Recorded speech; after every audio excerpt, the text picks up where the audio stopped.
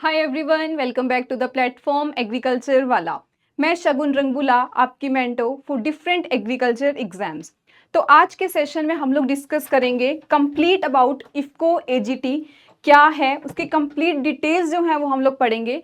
तो आज के सेशन में ये सारे पॉइंट्स हम लोग कवर करेंगे, जिसमें पहला आता है कि एलिजिबिलिटी क्राइटेरिया क्या है, सेकेंड एज लिमिट क्या आयु सीमा है इस टेस्ट को भरने की, सिलेक्शन प्रोसेस क्या रहता है, पैटर्न ऑफ एग्जाम, सिलेबस क्या रहेगा and training period and compensation, क्योंकि ये एक अलग पॉइंट है कि इसमें आपको ट्रेनिंग पीरियड भी देते हैं, रहता है 1 साल का, तो वो हम लोग समझेंगे क्या है। प्लस इसके साथ जो मैं आपको एडिशनल एक हेल्प दूंगी वो ये रहेगी कि I will provide you personal mentorship. मैं इसमें आपको एक पर्सनल जो है अपनी मेंटरशिप दूंगी, क्योंकि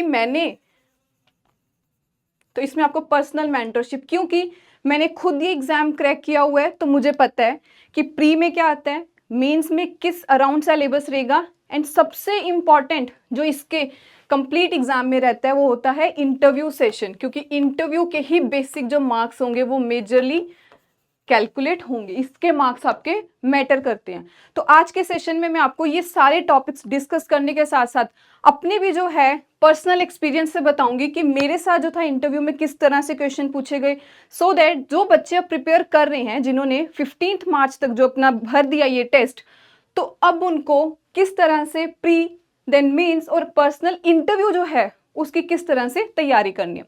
तो इस सेशन में बने रहिए, हम ये सारे टॉपिक्स डिस्कस करने लगे हैं। तो पहला आता है कि इफ्को एजीटी क्या है, कौन कंडक्ट करता है, कहाँ पे इसका जो है हेडक्वार्टर प्रेजेंट है।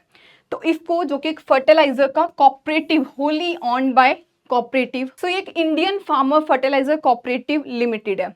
अब हमने समझ लिया हमारा इसमें जॉब टाइटल क्या रहेगा, तो हमारा जॉब टाइटल जो होगा इट विल बी एजीटी। तो इसकी जो वैकेंसी आती है वो आती है इफ्को एजीटी, मतलब कि एग्रीकल्चर ग्रेजुएट ट्रेनी, और इसमें जो लेवल रहेगी वो जॉब की, इस जॉब की वो है लेवल 3 जॉब है। फर्दर देखते हैं कि क्या पात्रता है, एलिजिबिलिटी क्या क्राइटेरिया है जो इस बार है। तो पहला आता है कि बीएससी एग्रीकल्चर 4 ईयर कंप्लीट जो है वो आपकी होनी चाहिए। तो आप देख सकते हो इसमें उन्होंने कोई भी जो और है स्पेसिफिकेशन नहीं दी, just BSc agriculture, full time regular degree. Second था कि जो जर्नल और ओबीसी उनके बैचलर डिग्री में कितने मार्क्स होने चाहिए, that should be around 60% for journal और ओबीसी कैंडिडेट्स के लिए, और जो SC ST उनके लिए जो मिनिमम मार्क्स हैं उनके 55% बीएससी की डिग्री में, कंप्लीट 4 साल की डिग्री में आपके इतने मार्क्स तो होने चाहिए। अब जो इस बार इन्होंने ट्विस्ट वाली चीज दे दी इफ्को एजीटी, इफ्को ने, वो ये था कि सिर्फ जिनकी बीएससी एग्रीकल्चर की डिग्री 2022 या फिर 22 के बाद हुई है, मतलब कि 2023 में और 24 में, तो ये अकेले वो बच्चे हैं जो अप्लाई कर सकते हैं। मतलब कि जिन बच्चों की 2021 या 20 में हुई है वो अप्लाई नहीं कर सकते। तो इन्होंने इस तरह से इस बार जो था क्राइटेरिया रख दिया कि सिर्फ 22 के बाद वाले या 22 वाले बच्चे ही अप्लाई कर सकते हैं। इसीलिए कहते हैं कि time does not wait for anyone, time कभी नहीं वेट करेगा। जब आपका टाइम है, अगर आपको लगता है कि मेरी तैयारी नहीं है, बट फिर भी आपको एग्जाम जो है वो कभी भी मिस आउट नहीं करने चाहिए। तो आप देख सकते हो इस बार सिर्फ 2022 के बाद वाले बच्चों को अप्लाई करने का था। एज लिमिट देखें तो आयु सीमा में अपर एज लिमिट जो कि 30 साल थी, इतनी डेट तक 30 साल होनी चाहिए। कुछ रिलैक्सेशन जो थी वो मिली थी। SC ST के लिए 5 साल, एंड OBC जो कि नहीं बिलोंग करते क्रीमी लेयर में, उनको थी 3 साल की। तो ये थी आयु सीमा, एज लिमिट इफ्को एजीटी के लिए। नेक्स्ट देखते हैं सिलेक्शन प्रोसेस क्या रहेगा। तो ये जो कंप्लीट एग्जाम होता है ये 3 पार्ट्स में कंडक्ट होता है। पहला आता है प्री, देन मेंस, और थर्ड रहेगा आपका पर्सनल इंटरेक्शन, जिसको कि इंटरव्यू कहते हैं। तो पहले देखिए, और इसमें प्री भी बहुत इंटरेस्टिंग रहता है क्योंकि इसमें हमें जो है ओपन इन्वायरमेंट मिलता है। It will be online test in open environment, मतलब कि जो बच्चे अब प्रिपेयर कर रहे हैं इस साल के साइकिल के लिए, या फिर जो बच्चे नेक्स्ट साइकिल के लिए अपने आप को प्रिपेयर करने वाले हैं, तो ये बहुत इंटरेस्टिंग चीज़ है। आपको प्री जो है वो आपके ओपन इन्वायरमेंट में आराम से किसी कैफे में, घर पे, अगर आपके पास जो है इंटरनेट फैसिलिटी अच्छी है तो आप कहीं भी बैठ के जो है अपना प्री तो आराम से कर सकते हो।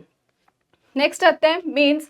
मेंस में आता है कि जो शॉर्ट लिस्टेड कैंडिडेट्स होंगे on the basis of the performance in the preliminary, जिनके प्री में अच्छे मार्क्स आ गए, सेलेक्ट हो गए, तो उनको जो है शॉर्टलिस्ट किया जाएगा, देन उनका मेंस का एग्जाम होगा, और ये कुछ जो है वो सेंटर्स पे एग्जाम होता है। थर्ड आते हैं कि अब जो मेंस के बाद भी शॉर्टलिस्ट कैंडिडेट हो गए, उनको कॉल आएगा, इंटरव्यू कॉल आएगा on the basis of the performance in the जो फाइनल ऑनलाइन टेस्ट में, मतलब कि मेंस में जिनकी अच्छी परफॉर्मेंस रही उनको शॉर्टलिस्ट करके पर्सनल इंटरव्यू के लिए बुलाया जाएगा। तो ये था सिलेक्शन प्रोसीजर की pre, mains and then interview. Subjects देख लेते हैं, पैटर्न क्या रहता है इस एग्जाम का, किस तरह से, कौन से सब्जेक्ट में से कितना हमें पढ़ना है। तो पहले एग्रीकल्चर के 100 क्वेश्चंस, 100 ही मैक्सिमम मार्क्स, और ये कुछ अदर सब्जेक्ट्स हैं जिसमें कि analytical ability, test of reasoning, मतलब रीजनिंग आएगी, एप्टीट्यूड आएगा, general awareness on agriculture scenario, national economy, panchayat raj and cooperative, plus जो है वो है कम्युनिकेशन स्किल्स। तो ये जो सारे टॉपिक्स हैं, सब टॉपिक्स, ये तो आएंगे 10-10 इसके क्वेश्चंस। मेजरली मतलब कि जो हमारा रहेगा फोकस वो आना चाहिए एग्रीकल्चर पे, राइट। और इसके अगर हम लोग टोटल देखें तो 150 क्वेश्चंस और 150 ही मार्क्स रहेंगे। और प्री और मेंस का जो पैटर्न है, तो ये पैटर्न जो है ये सेम ही है for pre and mains. Just फर्क ये रहता है कि प्री में थोड़ा लेवल इजी रखते हैं क्योंकि वो ओपन इन्वायरमेंट में और वैसे भी फर्स्ट लेवल है। मेंस में आते आते डिफिकल्टी लेवल जो होगा वो थोड़ा सा इंक्रीज रहेगा।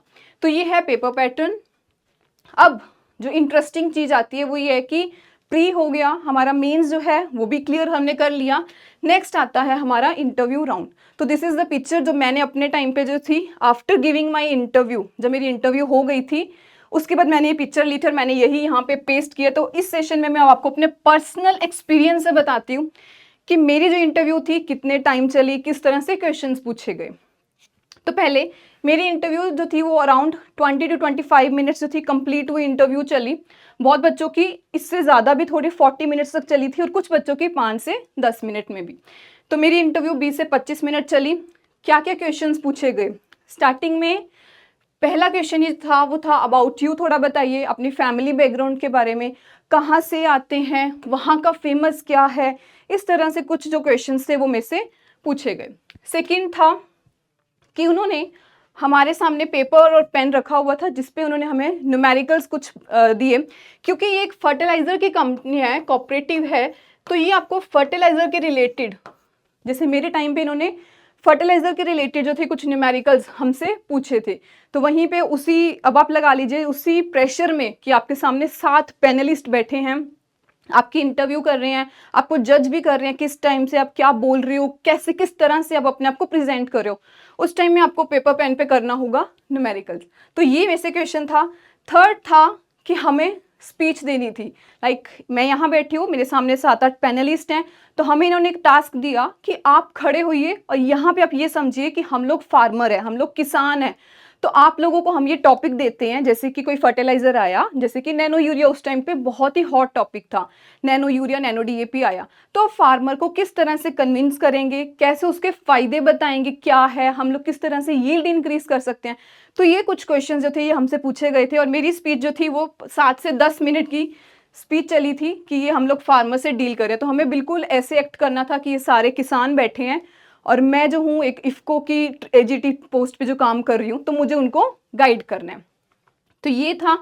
उसके बाद आया कि हॉर्टिकल्चर, क्योंकि जो मेरा बैकग्राउंड था वो हॉर्टिकल्चर सेक्टर में था, मेरी मास्टर्स हॉर्टिकल्चर में थी, तो उन्होंने मेरे से सारा जो स्टैट था, स्टैट मतलब कि डाटा, जितनी फिगर्स उन्होंने मेरे से पूछी सारी, आपके स्टेट में कौन सा फ्रूट कितने एरिया पे उसकी प्रोडक्शन कितनी है, यील्ड कितनी आ रही है, किस साल में कौन सी डिजीज आई थी, कंप्लीट अबाउट मेरी स्टेट।